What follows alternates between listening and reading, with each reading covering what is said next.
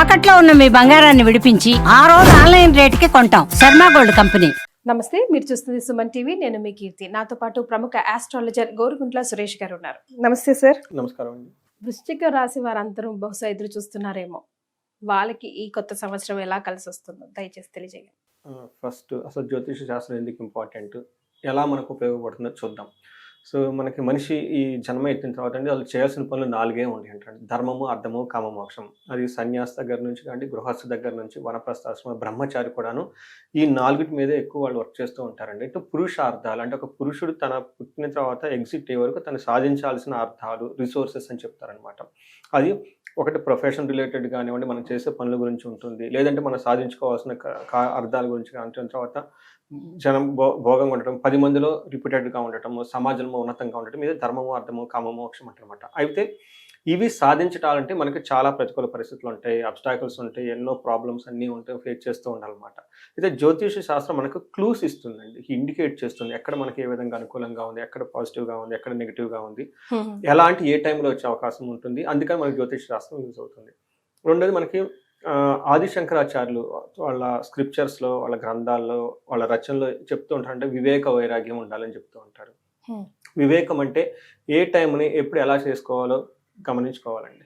రెండోది వైరాగ్యం అంటే ప్రతిదీ మనం అన్ని పనులు చేయలేమండి. కొన్ని మనం ఉన్నతంగా ఎదగాలంటే కొన్ని పనులు మనం వదిలేసుకోవాలన్నమాట. ఒక స్కిల్ఫుల్గా ఏది పట్టుకోవాలో ఏది వదలాలో తెలుసుకోవాలంటారు. అదే వివేక వైరాగ్యం అంటే నథింగ్ అండి. సో ఆ ప్రకారం కూడాను వాళ్ళు చెప్పిన దాన్ని చేయడానికి మన జ్యోతిష శాస్త్రం యూజ్ అవుతుంది అనమాట. ఒక క్లూస్ ఇస్తుంది అనమాట. ఈ ఏరియాలో పాజిటివ్గా ఉంది, ఎక్కడ నెగిటివ్గా ఉంది, ఎలా అయితే మీకు ఈజీగా గమ్యస్థానం చేరుకుంటారు. ఫైనల్గా బయట యొక్క ముఖ్య ఉద్దేశం ఏంటంటే మనం లైఫ్ శోభాయమానంగా, దివ్యంగా, చక్కగా బ్లిస్ఫుల్గా ఉండాలనే ఉద్దేశంతో మన మహర్షులు ఇచ్చిన జ్ఞానం అండి. అలానే మనకి క్షోభపడుతూ, ఇబ్బందులు పడుతూ లైఫ్ అంటే ఏమిరా దేవుడా అన్నట్లు ఉండుకోకూడదండి. జీవితం మనకి ఇచ్చిన ఒక అద్భుతం. ఈ ఈ ఈ జన్మని మనం సార్థకం చేసుకొని హ్యాపీగా ఉండటమే ఒక పరమార్థం ఒకటి. మహర్షులు ఈ జ్ఞానాన్ని మనకి ఇచ్చారు. సో మనం జనవరి మంత్ 2025 కనుక చూసుకుంటే మనం ఇయర్ బిగినింగ్ లో నాకు ఒక చిన్న డౌట్ వచ్చింది. మీకు సిల్లీగా అనిపించిన నా డౌట్ క్లియర్ చేయండి సురేష్ గారు. అంటే మన పోయిన జన్మ, గత జన్మకి సంబంధించిన వాసనతోనే మనం ఈ జన్మ ఎత్తుతామా? అవునా? కరెక్ట్. అంటే ముందే డిసైడ్ అయింది ఈ జన్మలో మనం ఏం చేయాలి, ఏం చేయకూడదు అని చెప్పి. మరి అదంతా ముందే డిసైడ్ అయినప్పుడు గ్రహాలు మనల్ని ఎలా లీడ్ చేస్తాయి? ఏమవుతుందంటే అండి, మనకున్న మెమరీ అప్పటి జన్మ మెమరీ ఇప్పుడు ఉండదు. సో మనం ఇగ్నోరెంట్ గా పుడతాం. మనిషి పుట్టడమే ఇగ్నోరెంట్ గా పుడతాడు అనమాట. సో అక్కడ నుంచి గురువుల దగ్గర జ్ఞానం సంపాదించుకోవాలి. ఏమవుతుంది మన చుట్టూ, నేచర్ మనకి ఎలా అవుతుంది, పీపుల్తో మనకి ఎలా ఉండాలి, ఏది చేయాలి, ఏది చేయకూడదు, స్క్రిప్చర్స్ ద్వారా మళ్ళీ మనం తెలుసుకోవాలన్నమాట. ఆ స్క్రిప్చర్స్ మీరు పోయిన కాలంలో, పోయిన జన్మలో కూడా పాటించుంటారు, ఇప్పుడు పాటించుంటారు. ఆ నాలెడ్జ్ మిమ్మల్ని పాస్ ఆన్ చేయడానికి గురువులు వస్తారండి. ఇందులో భాగమే మనకి బ్రహ్మ మనకి ఇచ్చిన జ్ఞానం ఇది. సో మీకు ఎందుకు వచ్చారని మీకు తెలవదు, యు ఫర్గాట్ ఇట్. ఇది రిమైండ్ చేస్తారు. వృశ్చిక రాశి వాళ్ళకి సంతోషపడాల్సిన అవసరం అండి. మన 2025 రాశి ఫలాలు కూడా చెప్పుకున్నాం వాళ్ళ గురించి. వాళ్ళకి ఏమంటారంటే అర్ధాష్టమ శని నుంచి బయటపడుతూ ఉన్నారనమాట. అదొక హ్యాపీ న్యూస్, పర్టికులర్ గా మార్చి తర్వాత. అయితే ఇప్పుడు మనకి 2025 జనవరి మంత్ ఎలా ఉందో చూద్దాం. వాళ్ళకి చూసే విశాఖ 4వ పాదం, అనురాధ 1, 2, 3, 4 పాదాలు, జ్యేష్ఠ 1, 2, 3, 4 పాదాలంతా మనకి వృశ్చిక రాశిలో వస్తూ ఉంటారు. పేరు బలం కనుక చూసుకుంటే వీళ్ళకి తో, నా, నీ, ను, నే, నో, యా, ఈ, యు ఈ అక్షరాలు మోరార్లస్ ఇదే సౌండ్తో ఉన్న వాళ్ళంతా వృశ్చిక రాశి కింద వస్తారని గమనించుకోవాలి. గ్రహ సంచారం లేదా గ్రహస్థితిని బట్టి కనుక చూసుకుంటే జనవరి 14న వీళ్ళకి మకర రాశిలోకి సూర్యుడు ప్రవేశిస్తున్నాడు. బుధుడు ధనుస్సు రాశిలోకి జనవరి 4th నుంచి, శుక్రుడు కుంభరాశిలోకి 28 డిసెంబర్ నుంచే వెళ్తూ ఉన్నారు. అయితే కుజుడు వీళ్ళకి కర్కాటక రాశిలో జనవరి 21 వరకు ఉండి, ఆ తర్వాత వీళ్ళకి మిథున రాశిలోకి రెట్రోగేట్లో మూవ్ అవుతున్నారండి. వీటి ప్రభావంతో వృశ్చిక రాశి వాళ్ళకి ఎలా ఉంటుందంటే మనకి సూక్ష్మ గోచారం, లఘు గోచారం బట్టి వెరీ సింపుల్గా అంతా ఓవరాల్గా సమరేగా చెప్పుకుంటే ఫస్ట్ 15 days వీళ్ళకి ధనం, దేహరుజం, అర్ధాక్షయం, విభూతిం అని చెప్తారు. అంటే ధన ప్రభావం చాలా బాగుంటుంది, ఫిజికల్ హెల్త్ కాంప్లికేషన్స్ వచ్చే అవకాశం ఎక్కువగా ఉంది, ధనం కూడా విపరీతంగా ఖర్చే అవకాశం ఎక్కువగా ఉంది.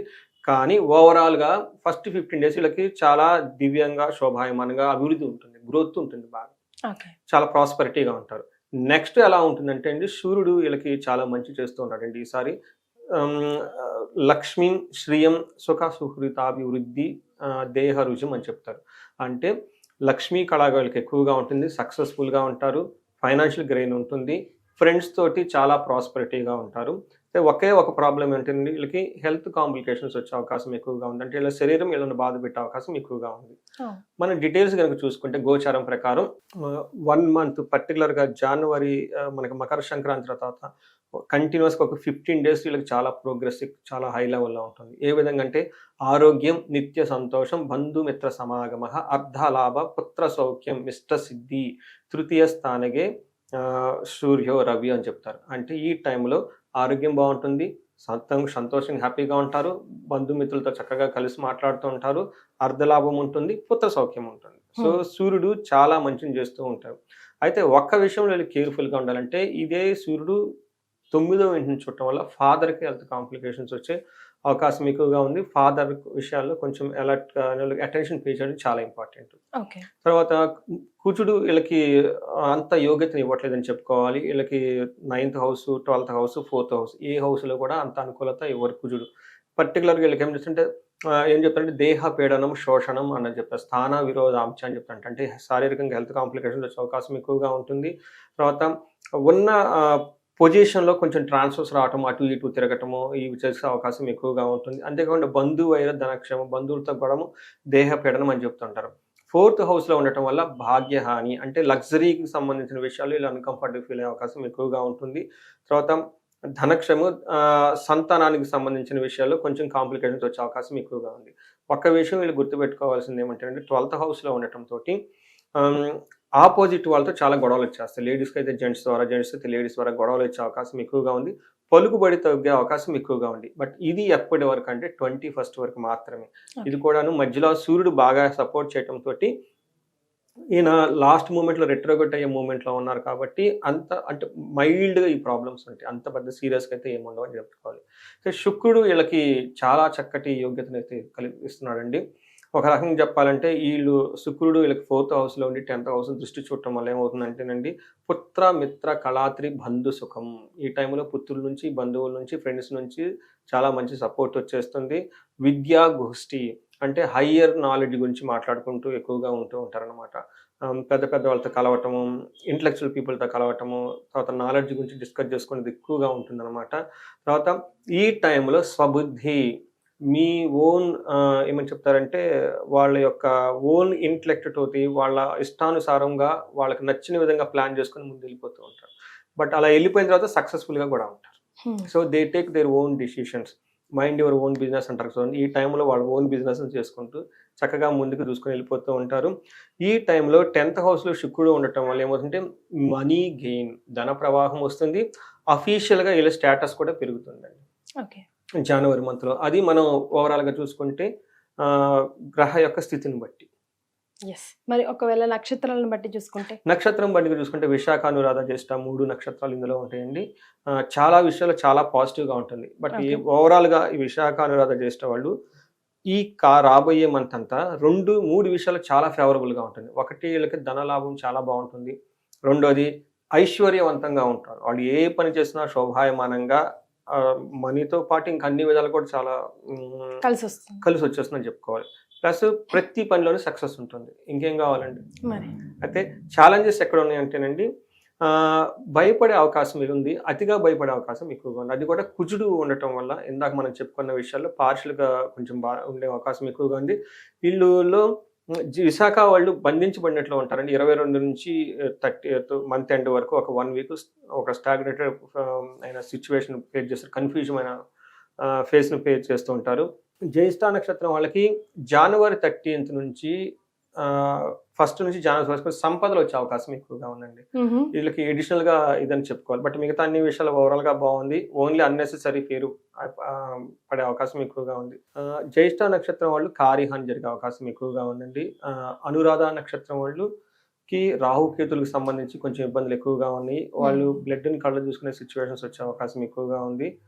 రాహుకేతువులు ఉండటం వల్ల ఏమవుతుందంటే అనవసరమైన మెంటల్గా క్లారిటీ లేకుండా కొంచెం ఇబ్బందులు పడే ఉండే అవకాశం ఎక్కువగా ఉంది. మరి ఏమైనా రెమెడీస్ కూడా సూచిస్తారండి? రెమెడీస్ కనుక చూసుకుంటేనండి ఈ యాక్చువల్గా ఈ వృశ్చిక రాశి వాళ్ళకి టైం చాలా ఫేవరబుల్గా ఉంది. ఇప్పటి నుంచి స్టార్ట్ అవుతుంది వాళ్ళకి. అంతకుముందు చాలా ఇబ్బందులు పడ్డారు వాళ్ళు. మనం ఏమంటారంటే మనకి ఫస్ట్ మంత్ ఫస్ట్ డేనే మనకి సిగ్నల్స్ వస్తాయి మన నేచర్ నుంచి. సో ఇప్పుడు మనం చూసుకుంటే చాలా పాజిటివ్గా ఉంది, బట్ ఇది కంటిన్యూ అవుతుందండి. ఇందులోనూ ఇంకా వీళ్ళు ప్రాబ్లమ్స్ ఎవరైనా ఫేస్ చేస్తుంటే, ఎందుకంటే యాక్చువల్గా ఈ టైంలో ప్రాబ్లమ్స్ ఫేస్ చేసుకోకూడదు, ఒక మెచ్యూర్డ్కి వచ్చేసి ఎంజాయ్ చేసే స్టేజ్కి వచ్చేస్తారు. ఇంకా కనుక ఎవరైనా కనుక ఫేస్ చేస్తుంటే అతి భయం కనుక ఉండగలిగితే వీళ్ళు సుబ్రహ్మణ్యేశ్వర స్వామి ఆరాధన చేస్తే చాలా బాగా కలిసి వచ్చేస్తుంది. ఎవరైనా కనుక మన్యు సూక్త పారాయణం కనుక చేసుకున్నా, లేదంటే మన్యు పాశుపత హోమం చేసుకున్నా కానీ కనపడని శత్రువులు ఉండి ఎవరికో దూరంగా ఉండి ఇబ్బందులు పెట్టేవాళ్ళు ఉంటారు. ఇవి కనుక చేస్తే చాలా చక్కగా ఉంటుంది. అట్లీస్ట్ హనుమాన్ చాలీసా చేసేది శనివారం ఆంజనేయ స్వామి గుడికి తిరిగినా కానీ ప్రదక్షిణాలు చేసినా కానీ చాలా బాగుంటుంది అని చెప్పుకోవాలి. అయితే నక్షత్రం ప్రకారం కనుక చూస్తే అనురాధ నక్షత్రం వాళ్ళు విజయవాడ కనకదుర్గమ్మను విజిట్ చేయడం చాలా చాలా ఇంపార్టెంట్ అండి. వీళ్ళకి ఫస్ట్ బిగినింగ్లోనే కనుక విజిట్ చేసుకొని రాగలిగితే అమ్మవారి కృపా కటాక్షం వల్ల చాలా చాలా బాగుంటుంది. దర్శనం అయిన వెంటనే అక్కడ సుబ్రహ్మణ్య స్వామి గుడి ఉంటుందండి ఇంద్రకీలాద్రి దగ్గర. అక్కడ వీళ్ళు కనుక వాళ్ళ స్వహస్తాలతో మనకి దీపారాధన చేయగలిగితే చాలా బాగుంటుంది, చాలా బాగా కలిసి వచ్చేస్తుంది. సో అంతా బాగానే ఉంది. 50-40 50-40 కాదు 80% బాగుందండి. 80% ధన్యవాదాలు. ధన్యవాదాలండి.